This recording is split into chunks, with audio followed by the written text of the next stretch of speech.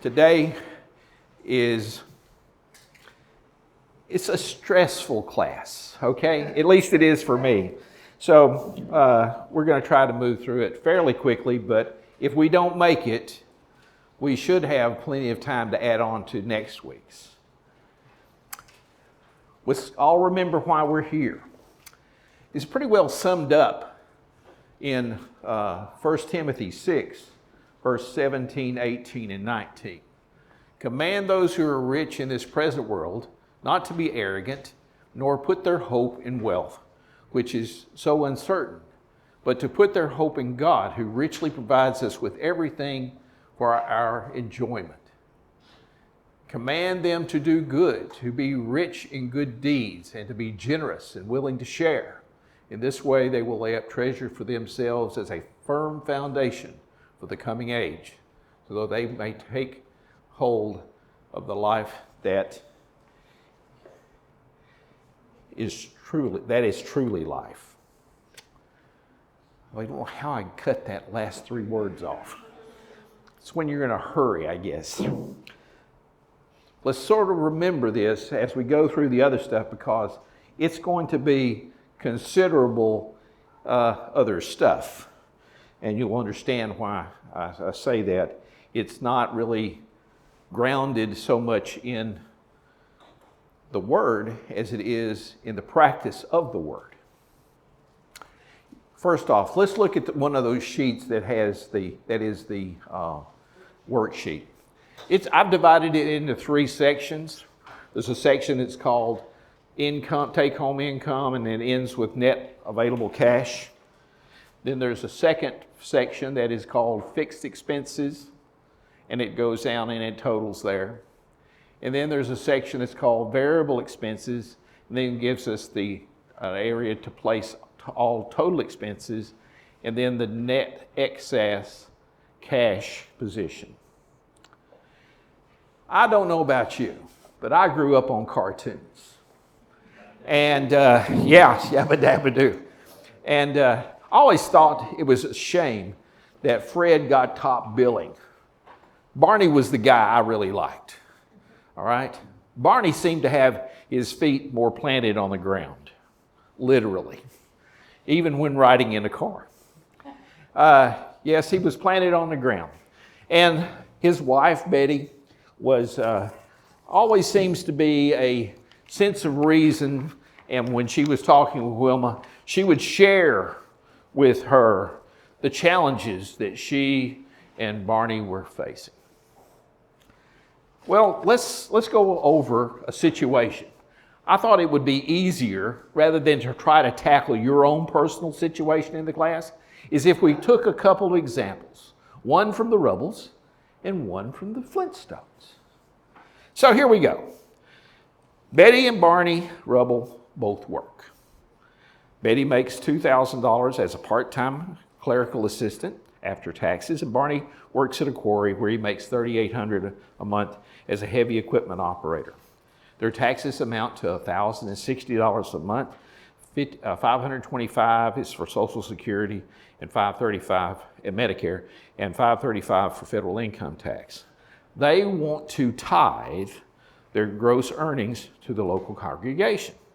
Barney's employer matches 50% up to a total of 3% of his contribution in an employee's 401k plan. He wants to contribute enough to max out his employer's match. Barney and Betty are renting a 2-bedroom apartment in San Antonio. They're working on the quarry, by the way, over 281. And they're paying rent of $1,000 a month, and they have a renter's insurance policy that costs $150 a year. They own 2 cars. One car is older and paid for, while the other is newer and financed with a payment of $550 a month. The car insurance on the finance car runs $600 every 6 months, and the one without a lien runs $240 every 6 months. Barney and Betty have 2 credit cards. One has a balance of $1,000 with a minimum payment of $30. The other has a balance of $1,500 with a minimum payment of $45. They each have a cell phone and combined payments of $120 a month. Their SAWS bill runs them $60 a month, and their CPS averages $120 per month, and they have internet service that costs them $50 per month. Their medical insurance runs $200 per month, and Barney's employer provides a life insurance policy on Barney at twice his annual income, but Barney signed up for an additional $50,000 of group life insurance that cost him $30 a month. Over the past 12 months, the maintenance registration, Texas two-step inspection, tires, etc. have totaled $3,600 for the last 12 months. Barney eats out 5 days a week for lunch, and Betty eats out 3 days a week, and each has an average of $10 per meal. The average grocery bill for the couple is $500 for the month. They subscribe to a couple of streaming services for a total of $60 and have a movie date night monthly for $40. Their dry cleaning bill runs about $40 a month, and their current price at current prices, their fuel for their car runs $220 per month. Barney gets a haircut monthly for $30, including tip, and Betty goes to the salon monthly for a trim and a shampoo and pays $40, including tip. They spend an average of $150 a month on clothing, and they set aside $75 for vacations on a monthly basis. This is the kind of information I want you to write down about you. This is a template, if you would, to sort of say, this sort of summarizes my monthly financial expenses. Now, yours will probably be a bit longer because I've made this really simple. But this is the sort of thing that we have to find out about. Now, going with the Rubbles, if you take the information that you've been provided, and that's there, you'll see that it has the $2,000 up there and the $3,800. So their total after-tax income is $5,800 a month. And they want to put in tithes. When you add the taxes back to their net amount and then multiply that by 12 to get their annual income, you get a total amount that they're going to make a contribution of. So it works out that their monthly offering would be $686. And they want to put in savings. This would be the 6% that Barney was going to put into that 401k. That would be his portion of what would ultimately be 9%. 6 he puts in, 3 his employer puts in, makes a total of 9. That's his 6% amount. So they have net cash available for all of their expenses of $4,702.40.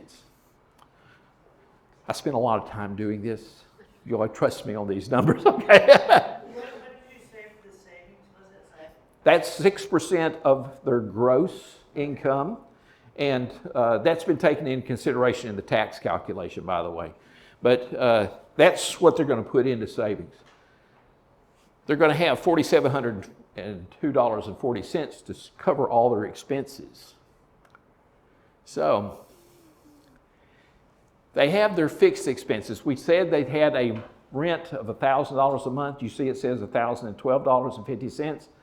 That's 1/12 of their $150 a month renter's insurance. We put their vehicle loan up there, $550 a month. Their vehicle insurance, $140 a month. Went through the credit cards, the phone, the water, the electricity, the internet, the medical expense that they've got. These are their fixed expenses, and they run out to $2,357.50. Okay. Then you've got your variable expenses. The maintenance, we said they averaged $3,600 over the last 12 months, so that's $300 a month. The lunches, $10 a meal, his 5, her 3. Then I put it out to a monthly basis. They're $500 a month in groceries. Their recreation and streaming and cable. The dry cleaning bill. The vacation reserve. The grooming, that's the $30 and the $40 for the salon. Clothing expense, gasoline, so forth. That works out to, they've got variable expenses of $1,800 and Their total expenses all combined come up to $4,162.50. They have $539.90 above what they really need. Now, it looks like they're in pretty good shape, right? Looks like it's in pretty good shape. What do you think about that?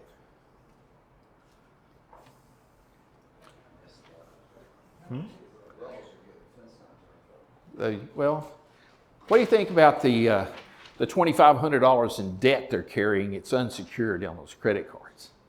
You know, I would suggest to them, if it were me sitting down with them as an advisor, I'd say, you know, take this $500 a month that you've got left over and knock that out and get rid of that debt. As soon as you get that knocked out, let's get rid of the car payment. Hey, you get rid of those two things, they got $1,100 more than they need a month. How freeing would that be? They might even be able to have more in savings that they have. He could either up his contribution at church, up his contribution to his 401k, or do a better vacation than $75 a month will fund. Yes, sir. How are you going to just knock them things out? They don't have to eat out all the time. Yeah, well, first off, you've got $500 that you got above your actual expenses. So you could start spending maybe $100 more on the grocery bill a month and start taking your lunch rather than going out to eat. That would add another $100, and that would pay off real quick over time. If they only needed one car, you know, he and Fred worked at the same place. They were to carpool, and he was to give Fred a little bit of money on his gas. He could probably come out cheaper and get rid of one of their vehicles, get rid of the insurance expenses, and possibly, you know, when he didn't need the car, he would ride with Fred. When Fred needed to didn't need his car, he could ride with Barney. It'd be fine, you know. There's ways to save in this world today. Sometimes you just got to face the fact that there's better ways to spend our money. Clothing. I mean, who buys that much clothing? You haven't bought a t-shirt lately, have you? No, but a month. If you go, well, think about it. I'm a big University of Tennessee fan of athletics, okay? I got 2 for the Orange Bowl. One before the game and one after the game that said we won, okay? I'll wear it one time, maybe twice. They were $40 a piece, all right? I'm out of debt, so I can have that frill, okay? But, you know, they also have Bam Bam to take care of. It just might be his diapers for a month, okay? I didn't fill out everything. This is a very simplistic scenario to give you some ideas. Even people who are in pretty good shape can do better. I have a question.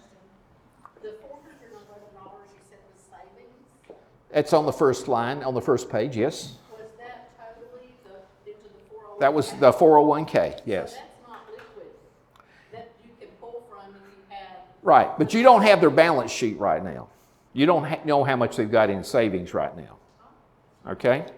Well, what I'm saying is, if just knowing this, the better utilization of their money would be to try to retire the debt as quickly as possible. So what can you do to retire the debt? We all make our choices, right? We all make our choices. Now, the guy who always got the starring role, okay? Fred was the starring role. Does he ever remind you of a guy named, what was his name? He was in The Honeymooners. Oh. Jackie Gleason's, Fred Flintstone and Jackie Gleason's character, pretty much the same dude. To the moon, right? He lives sort of a to the moon sort of a life. Look at the scenario for the Flintstones. Wilma and Fred both work. Wilma makes $2,000 a month as a part-time clerical assistant, and Fred works at the quarry, making $3,800 a month as a heavy equipment operator. Their taxes are the same. $525 for Social Security and Medicare, $535 for federal income tax. Fred will occasionally drop whatever he has in his pocket in a collection plate at his congregation, which more often than not is not very much. Fred's employer matches 50% on a 401k up to a maximum of 3% of what the employee contributes to their 401k. But Fred, he has plenty of time on his hands and he thinks he can save better later. It's just not a very much of a important thing for him to do right now. He lives in a little larger apartment, $1,500 a month with $150 worth of insurance. He and his wife own 2 cars, both of which are financed. One has a payment of $600 and one has a payment of $500. And the car insurance on each runs $600 or $1,200 total every 6 months. Fred and Wilma have 2 credit cards, one with a balance of $2,000 with a payment of $60, other with a $3,000 balance, minimum payment of $90, and they each have a cell phone, $125 a month. Their SAWS bill runs $75, a little larger home. Their CPS bill runs about $135, and their internet service is $50. Medical insurance runs $200 a month. Fred's employer provides life insurance on Fred up to twice his annual income. Fred has chosen not to participate in the group life. Over the past 12 months, the maintenance, registration, Texas two-step inspection, tires, etc. on the cars run $1,800, about half because he's got new vehicles. Costs a little more to maintain an older vehicle. It's not encumbered. Fred eats out twice. You can tell I copied this. So change the name of there to Fred and Wilma. They eat the same meals. Grocery bill is a little larger. You can tell Fred likes to pack it on. They subscribe to 5 streaming services for a total of 120 and 2 date nights for $80. The dry cleaning bill runs $70 a month. And current prices, their fuel bill runs $220 a month. They spend $150 a month average on clothing. Fred gets his hair cut for $35, and including his tip, he's a big tipper, sort of goes with the character. And Betty, and it's supposed to be, and Wilma, not Betty, I'm going to get in trouble here yet. She pays $50 at the salon. No savings for vacation. No savings for vacation. So, let's look at what their finances look like. $2,000, $3,800, $5,800, not putting anything into either the savings or tithes, nothing. $5,800 a month they've got to spend after taxes. There's their expenses on their fixed expenses. Rent, public transport, loan payments, vehicle insurance, credit card payments, phone, utilities, internet, $200 for the medical insurance. The total of theirs is $3,542.50.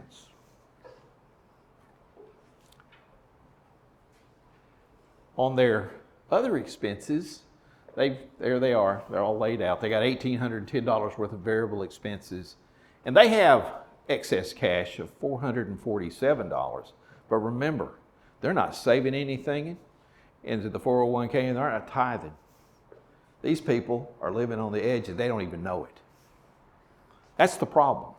Most of the time, we think if we have cash left over at the end of the month, we think we're doing good. They think they're doing good. They got $400 more than they need to cover their expenses, and they think they're doing good. But they're not saving anything either here or in the hereafter. They're living in the moment. A lot of us live in the moment. I have lived in the moment. And let me tell you, there's nothing more freeing than not living in the moment. This past week, I had a rather large bill to pay. 2 furnaces went out. Murphy's Law knows how to humble a guy. All right? So the guys came over and they did a real good job of getting me fixed back up and getting me warm again. And we're okay. But we didn't have to do a lot of worrying about what we were going to do when it came to take care of those things. If Fred and Wilma want to get out of their 2-bedroom apartment, they got to change some things. They really do have to change some things. What do you think they ought to do with their excess money? What do you think they ought to do with their expenditures? They need to have not spend so much money on their cars either. It's a lot of- He needs to get one of those cars, sell it. He needs to really, Barney could really help him out and say, you can get rid of one of those car payments. And we can take turns driving to work, and the girls can live with one car each. Or if Barney decides he wants to hold on to the beater, there's the help for Wilma, and Betty gets to feel good about herself. What else can they do? If there was ever somebody who needed to take a lunch pail, it's Fred. Fred needs to take his lunch and get off the $10 a meal plan during the middle of the day. Put more money towards paying their credit card off. That's right. They need to take every cent they got extra, hit that credit card debt, and make it gone. They've really got to make it gone. He could cut back on his movie nights to one a month. I'm not saying you don't have a little fun, but you just think what you could do with an extra half expenditure. Take that down. Maybe they want to step down on the number of streaming services they've got. There's a lot of ways they can save money. A lot of ways they can save money. But you know what? Until you write it down, until you face the facts, till you write it down and face the facts, you are just living in ignorance. You just don't know where you are. You just don't know where you are. You can feel the pressure if something bad happens. Car breaks down and it's a bigger expense than you're prepared to be able to pay. Or somebody gets sick and there's an additional medical bill that needs to be taken care of. You don't want to live like that. You don't want to live like that. And you certainly don't want to not have any treasure laid up in heaven. You really don't want to have that. You've got to think about what is the grander scheme of things. Now, I want you to take a few minutes and put your names on one of those sheets of paper and see if you can put some of your numbers beside it and see if you can make it make sense for you. We've got about 20, a little less than 20 minutes left before I have to wind up. If you could take the next 2 or 3 minutes and think about what you would do. And then we'll circle back and say, okay, what do you think you want to do? Yes, you raise your hand. Yes. What do we do if we have variable income? If you have variable income, you've got an even greater challenge. I used to work on a commission. Yeah, that's, feast and famine. Back in the early 1990s, or from 1989 through 1990, I moved from a commercial bank into a mortgage position. I was originating. The interest rates on mortgages back then was 10%. And I did basically government loans because that was the only thing that people were trying to get into a house, but they were just, they didn't have a lot of money to put down, so the government loans were the ones they wanted to do. And my loan production was feast or famine. One month I'd have I barely covered my $2,400 a month draw, and other months there'd be $7,000 or $8,000 that it would be coming in, and then you have to pay the tax man, and they think that you make that every month, so they take it out that way. Yeah, it's a challenge. It's a challenge. But you know, it didn't take me too long to say, I liked it better when I had a regular job. You know, I'm entrepreneurial to a certain degree. Not so much that way. How do you budget? You budget on the way you budget is you assume the worst. You assume the worst. And when you have those great months, that's when you smack down the debt. Smack it down as fast as you can. And I don't know anybody who works on a commission or tip-based revenues that don't really have a real need. In more than one or two instances, they need a second supplemental type of income stream. It's just you can't live on the worst.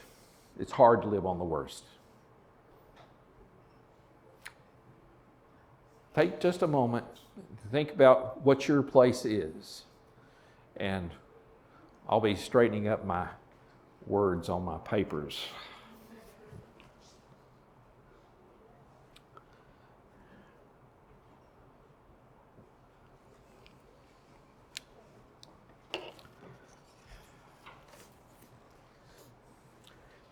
You've got. So you have the variable income, you average several months in the past. You say this is my lowest month, this is my highest month. I'd rather divide it by that month and get a number that I can then count on as a Well, base. that's one way to do it, but it really makes a difference on what you've got saved up already in your emergency fund. If you don't have an emergency fund, really you need to be counting on the worst month you've ever had. You know, if you have zero money to fall back on, I wouldn't spend any more than what the minimum amount I got every month it was. But you know, it's when you get that emergency fund up and you get your savings up that you really get a degree of safety and a degree of assurance that you're going to be able to take on those obligations. When I was underwriting mortgages, we always looked at that savings cushion as a mitigating factor when income did not appear to be very stable. It was something that you could look at and say, okay, this is going to take care of the deficiencies that might exist in the stability of the income.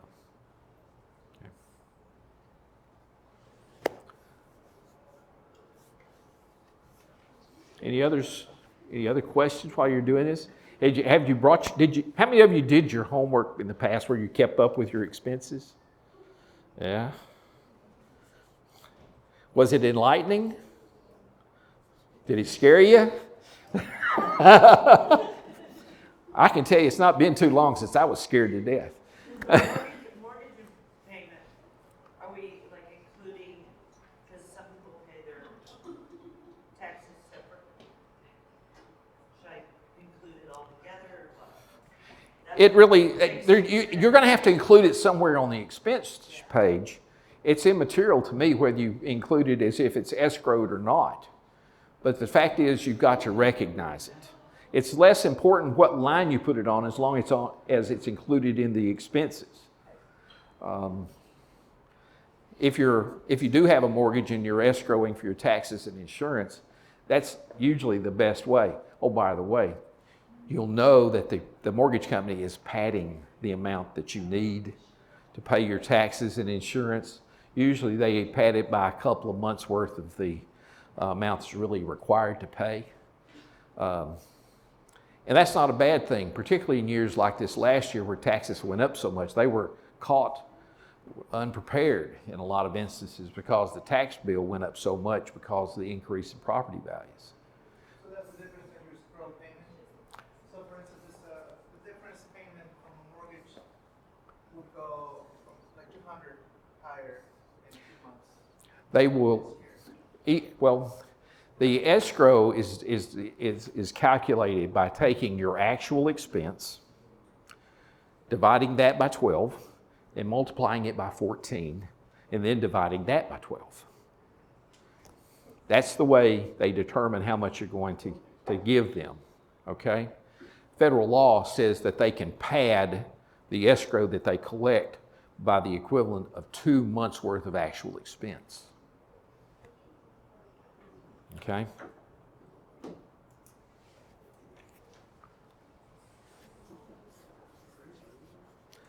So, who would be willing to share their concerns that they might have? Marilyn, you want to talk?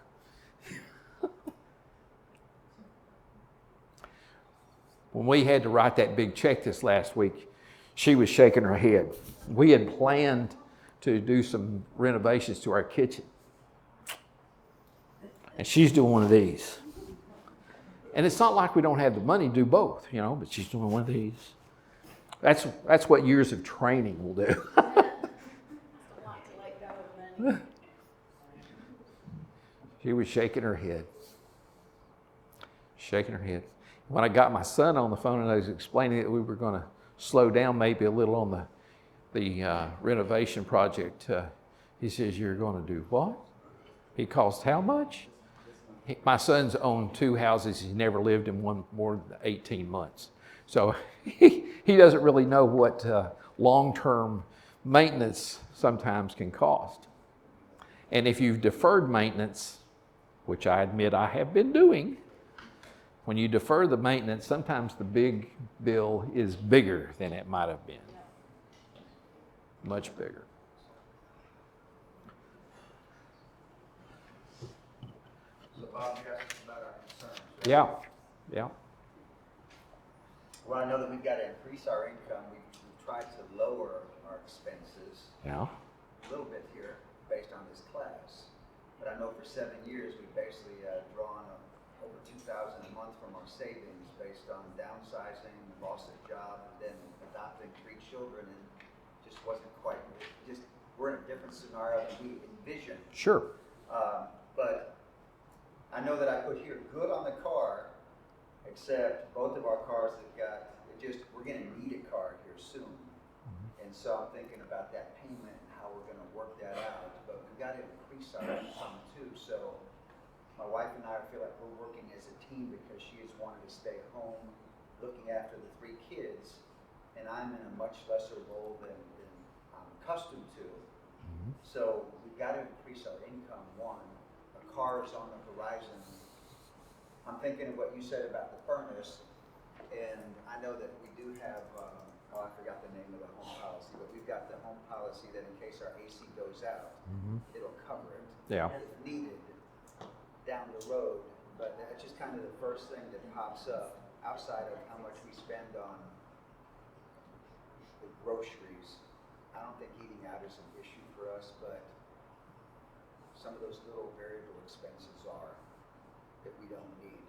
Yeah. But car, increasing income, and we've started getting more of a grip on where all of those variable costs are going. So just a few thoughts.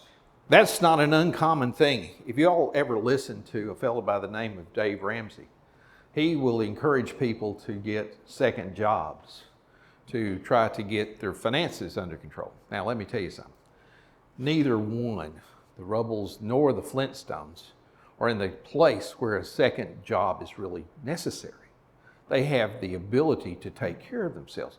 But if you feel more pressure, that certainly shouldn't. And what would you be willing to do? I lost my job in the middle of 1989. And I found myself unemployed for about 7 hours. But my income changed dramatically in that 7 hours.